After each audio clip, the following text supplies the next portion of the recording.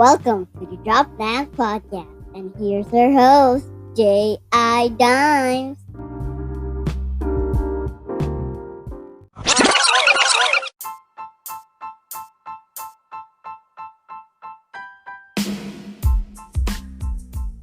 Yes, sir. Welcome back to the Dropping Dimes podcast by J.I. Dimes.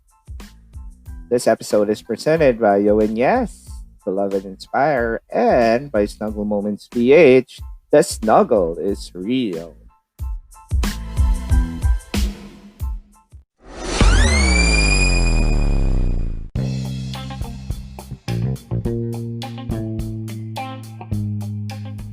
So, for today's episode, we'll be talking about the most recent transactions coming from the National Basketball Association, why the Dennis Schroder deal works for the Lakers, and my thoughts on the possible big three of the Brooklyn Nets. And that is what's up for today's episode.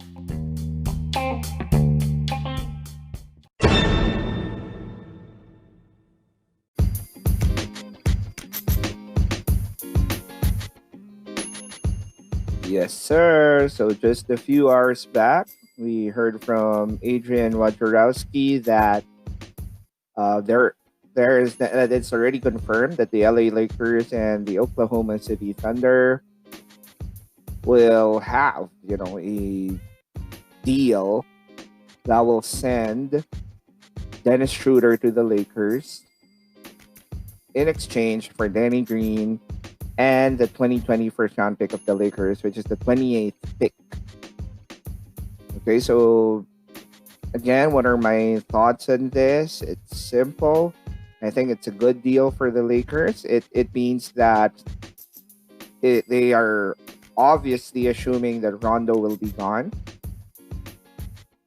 And then it seems like they're also going to be targeting someone who will be able to replace Danny Green. And I think that will be Wes Matthews. I think that's the guy they're targeting. But then what do they get from, losing the first round pick and then losing Danny Green? In the process, they get a guy in Dennis Schroder, who is, one of the top 6 men in the league, someone who can create his own shot, who is coming off his best season as a pro last season with the OKC Thunder. So I think it's something that really works for the Lakers.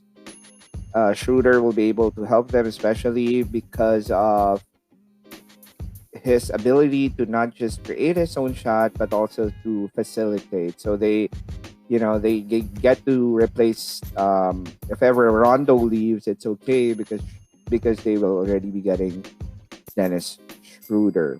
And then if let's say Lakers fans are worried about losing Danny Green, then I'm sure Rob Pelinka will be looking at some of the free agents like Wes Matthews, who can step in for the role that Danny Green used to play for the Lake Show. So again, that is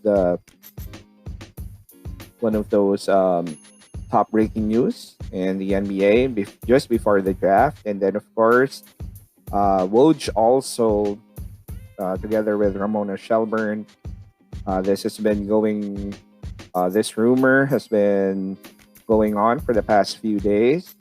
It seems like the Brooklyn Nets are the leading team to land James Harden. Of course, before that was the Sixers, but now it seems like the Nets will be getting James Harden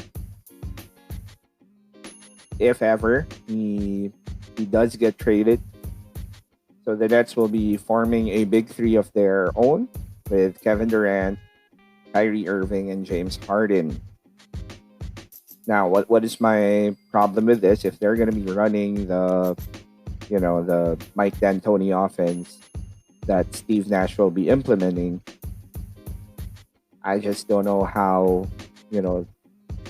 it's going to work, with 3 guys who love having the ball most of the time. So I think that will be the problem there. It's hard to. The reason why it's been hard to play with Harden was because of the fact that he kind of holds the ball too much, right? And then that's also the problem with Kyrie, and that Kevin also needs the ball. So I don't know how that dynamic's gonna work. If all of them need the ball to be effective, right? Or to be fully effective, they need the ball. So will it be just I don't know if it's gonna be a my turn, your turn thing, or will they be willing to, pass the ball if ever? And then of course another thing is we know that Kyrie and Harden aren't really known for their defense. KD's gonna be coming off from the ruptured Achilles. So it really looks good on paper. Again, I don't know how it's gonna work. We all don't know how it's gonna work, how Steve Nash will be able to manage the egos. But personally, I don't think it looks good on paper, but I don't know how it's gonna work once they are already playing. Just because of the styles, I think too many similar styles there. Those two superstars, rather than complementing one another, they kind of contradict one another because of their styles.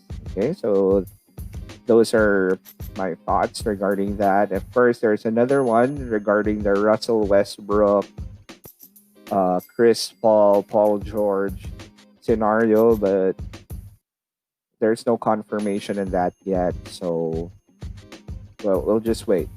Okay. So the draft is just a few days away. We'll be monitoring who will go number one, what kind of deals will go down. So that is what's up or that is